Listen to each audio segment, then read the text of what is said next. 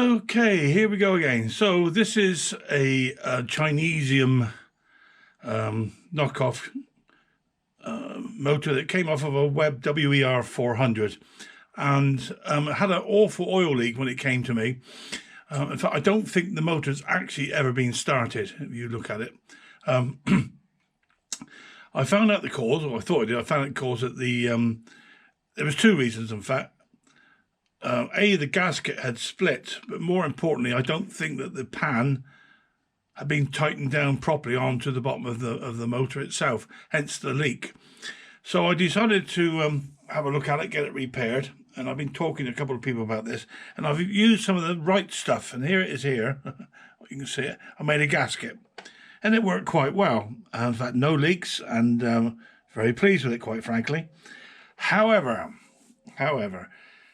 what it did mean is I obviously didn't have the thickness as the original gasket, and I had no end float, which meant I could barely turn the motor over.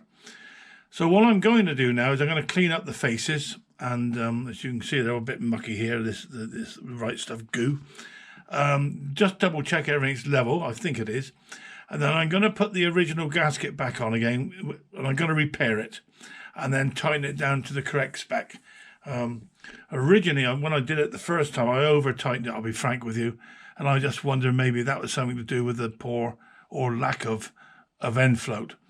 So bear with me. What I'm going to do is get everything cleaned up, and then I'll come back to you. So that's all cleaned up now. I think everything looks pretty good clean. That the right stuff, by the way, the gasket goo, for want of a better word, comes off easily with petrol. And they do say actually on the packet that not to come in contact with petrol. Obviously it melts it. So it was a very easy job actually to clean it all up. There's the crankcase itself, all cleaned up again.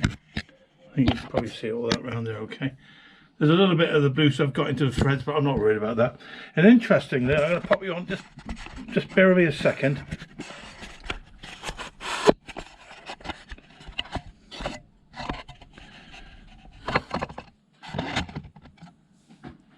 Interesting, with the pan off, there's end play. So the next job I then did, or was doing, I've actually offered up the, where we get it around the right way, there we go, the pan without a gasket. That's all clean, it goes on relatively straightforwardly enough. And you have to be careful when you line them up. Make sure the governor arm goes in the right place, like so, and then it will then pop on. It's quite a tight fit actually. There. And with no gasket, no goo,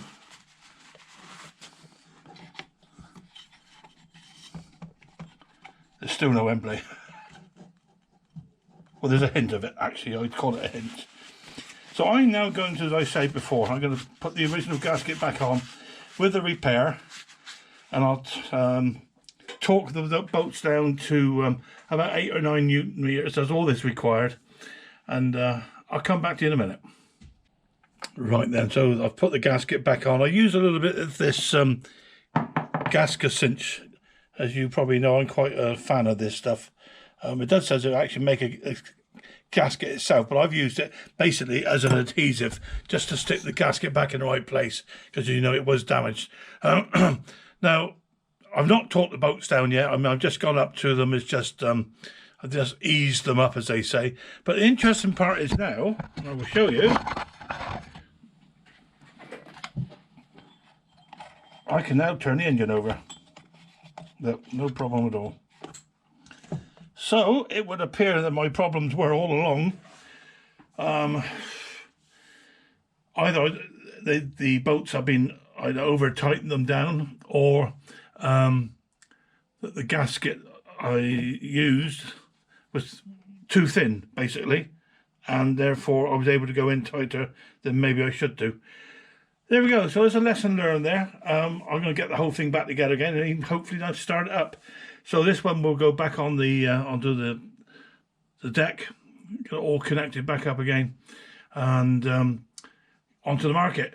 Now I am going to torque the boats down, but I'm only going to go to 8 Newton meters, which is nowhere near as much as I put on before. And I will, as I go along, just keep checking to make sure that I've not over-tightened them anywhere.